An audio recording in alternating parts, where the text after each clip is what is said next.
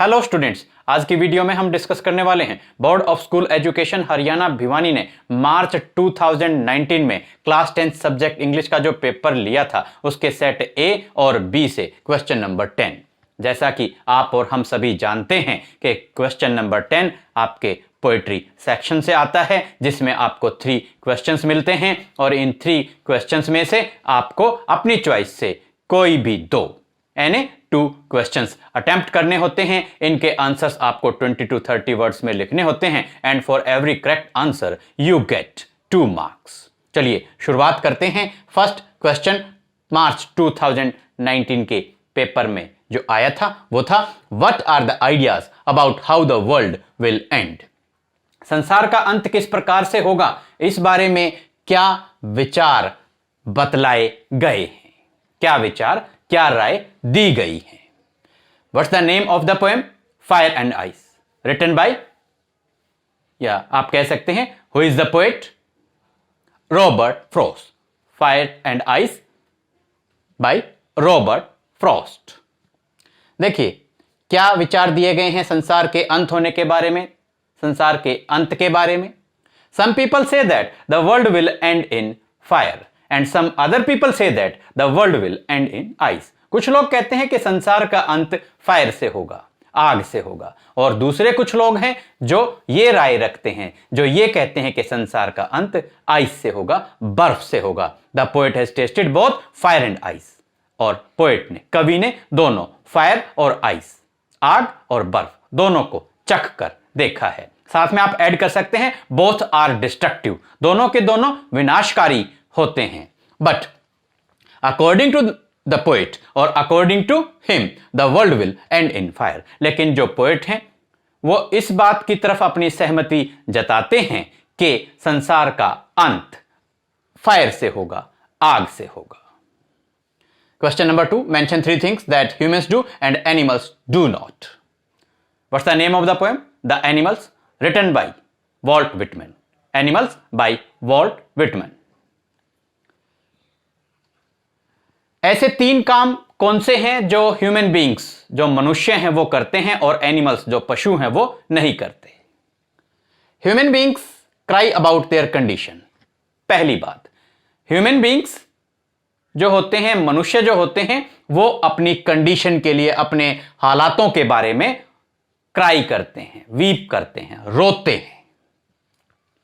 Second बात, दूसरी बात, they lie awake at night in the dark and weep for their sins. Sins means पाप। Human beings अपने बुरे कामों के लिए they lie awake at night, रात में जागते रहते हैं, इन द डार्क, अंधेरे में जागते रहते हैं, and weep for their since, अपने बुरे कामों के लिए रोते हैं। They lie awake at night in the dark and weep for their sins. They make the poet sick by discussing their duty towards God. भगवान के प्रति अपने जो कर्तव्य हैं उनके बारे में बताकर, उनके बारे में डिस्कस करके, उनके बारे में बखान करके, वर्णन करके, जो ह्यूमन बींग्स हैं वो पोएट को सिक बना देते हैं, बीमार कर देते हैं, परेशान करते हैं। They make the poet sick by discussing their duty towards God. तो ये 3 काम हैं जो ह्यूमन बींग्स करते हैं। But the animals do not do any of the above mentioned activities. Any of the above mentioned activities. लेकिन ऊपर दिए गए जो ये तीनों काम हैं ये ह्यूमन बींग्स तो करते हैं लेकिन एनिमल्स नहीं करते हैं। What's the name of the poem? The Animals. And who is the poet? Walt Whitman. Question number 3. Why did Custard cry for a nice safe cage? And why is the dragon called the cowardly dragon? जो custard है, जिसको cowardly dragon कहा गया है, उसको cowardly dragon या coward क्यों कहा गया है, डरपोक क्यों कहा गया है, और वो हमेशा नाइस सेफ केज की मांग क्यों करता रहता है, सुंदर सुरक्षित पिंजरे की मांग क्यों करता रहता है। The name of the poem is The Tale of Custard the Dragon. And who is the poet? Auden Nash. The Tale of Custard the Dragon by Ogden Nash. Custard cried for a nice safe cage. देखिए cried क्यों बना, क्योंकि question में did आया था और साथ में वर्ब की फर्स्ट फॉर्म क्राई आई है। आंसर जब आपने दिया, आंसर की जब आपने स्टार्टिंग की, शुरुआत की, तो आपने डिड को रिमूव कर दिया और क्राई को आपने क्राइड बना दिया। वर्ब की फर्स्ट फॉर्म को वर्ब की सेकंड फॉर्म में आपने चेंज कर दिया है। Custard cried for a nice safe case because he was called and considered a coward by other members of the house। घर में जितने भी आप कहें बेलेंडा थी और बेलेंडा के जो भी पेट्स थे, all the members of the house, all the members of the white house, उस सफेद रंग के घर में रहने वाले जितने भी सदस्य थे वो सभी के सभी बुलाते भी थे और मानते भी थे क्या, कस्टर्ड को डरपोक। सभी के सभी घर में जो मेंबर्स थे वो कस्टर्ड को डरपोक कहकर बुलाते भी थे और उसको डरपोक मानते भी थे, समझते भी थे। He has been called the cowardly dragon because of his cowardice behavior। उसको डरपोक ड्रैगन इसलिए कहा गया है क्योंकि उसका जो व्यवहार था, बर्ताव था, वो चाइल्डिश था, बच्चों के जैसा था, कॉवर्डिस बिहेवियर था, डरपोक उसका व्यवहार था।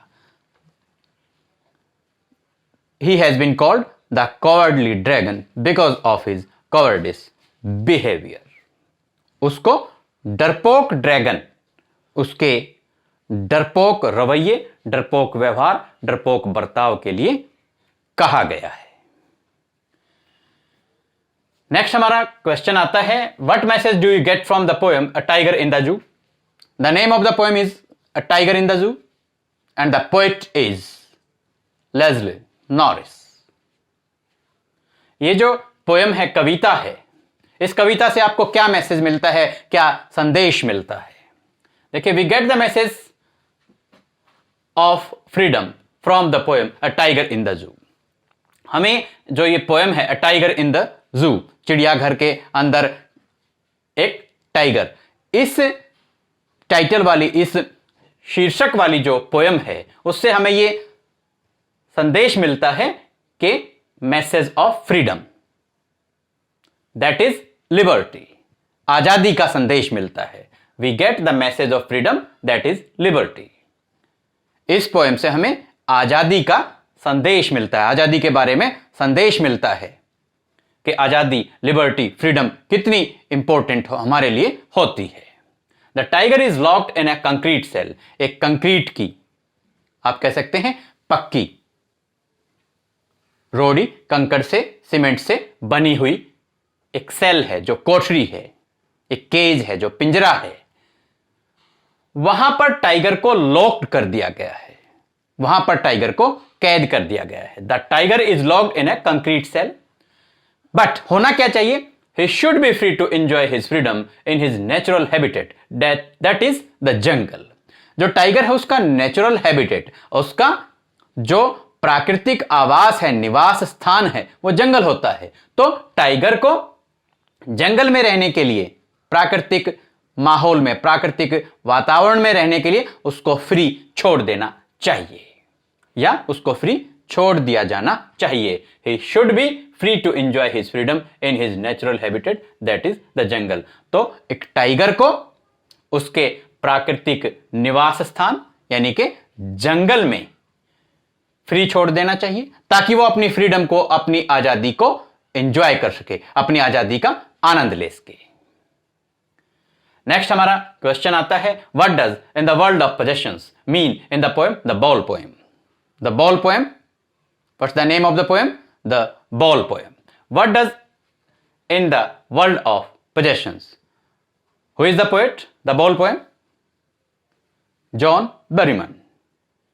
इन द वर्ल्ड ऑफ पोजेशंस, देखिए पोजेशंस होता है हमारा किसी चीज पे हक होना। वर्ल्ड ऑफ पोजेशंस, हक जताने वाला या हक को दर्शाने वाला संसार। इस इन द वर्ल्ड ऑफ पोजेशंस जो ये फ्रेज यूज किया गया है, इससे क्या अर्थ निकलता है? द बॉल पोएम में इन द वर्ल्ड ऑफ पोजेशंस का क्या मतलब है?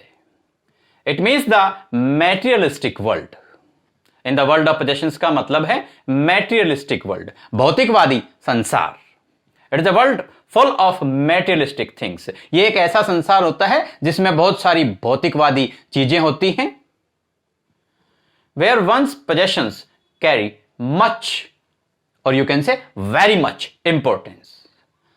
और इस वर्ल्ड ऑफ पोजेशंस में वंस पोजेशंस किसी भी व्यक्ति का चीजों के ऊपर जो हक है, जो अधिकार है, उसको सर्वोपरि माना जाता है, उसका सबसे ज्यादा महत्व होता है। It means the materialistic world. Answer क्या हुआ? It means the materialistic world. और आप कह सकते हैं in the world of possessions means the materialistic world, full stop.